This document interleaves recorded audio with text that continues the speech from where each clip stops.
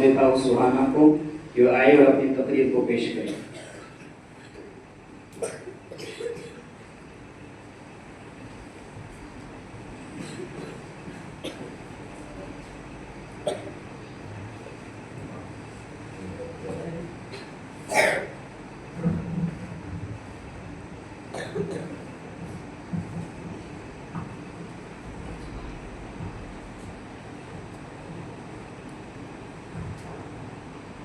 अस्सलामुअलैकुम वरहमतुल्लाहि वबरकातुहू।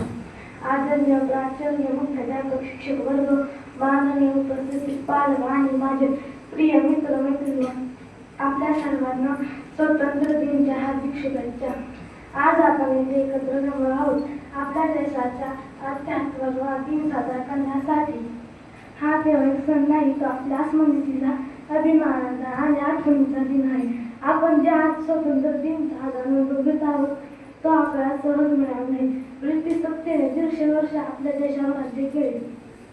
त्यांनी केवळ ही राज्यक्रिया नाही तर सांस्कृतिक, सामाजिक, आर्थिक गुलामगिरी नांदवली, परंतु भारताचे सुदृढ शांत बसलेले नाही।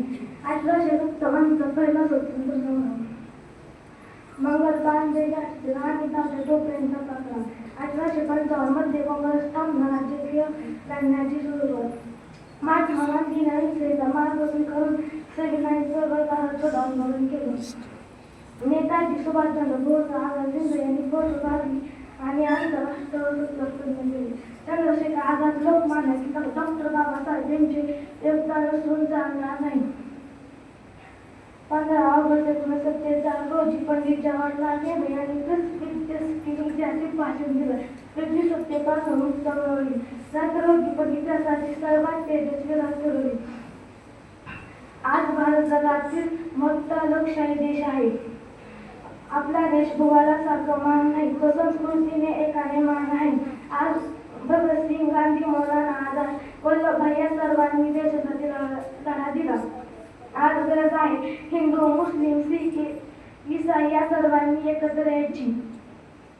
आपलं धार्मिक नातं वेगळं असू शकतं, पण आपलं देश एक आहे, संविधान एक आहे।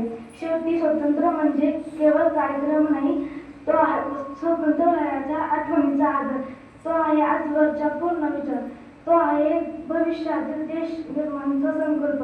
चला तर मग या दिवशी फक्त ही झेंडाही नका, पण स्वतःला विचार करा, मी देशासाठी काय करीत आहे।